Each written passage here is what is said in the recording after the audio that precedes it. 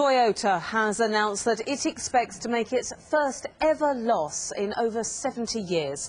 And the future of Jaguar Landorver still looks precarious as its Indian parent company, Tata, looks to agree a multi-million-pound rescue package with the government here. Sky's business editor, Michael Wilson, has the details. Jaguar Landorver has been making too many luxury cars that too few people have wanted to buy.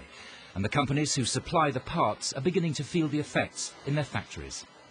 Barton Cold Form is based in Droitwich, and it supplies wheel nuts for Land Rover. It has 94 employees. For the MD, Paul Denning, Land Rover's woes have meant him laying off 2 on his night shift and cutting everyone's salary. He's had to take out an expensive bridging loan, and the company is in serious financial trouble.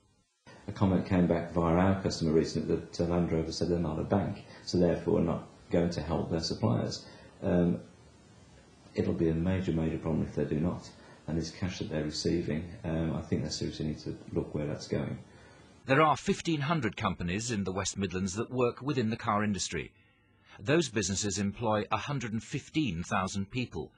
And within that, there are between 35 to 60,000 employees who work on supplying parts to Jaguar Land Rover.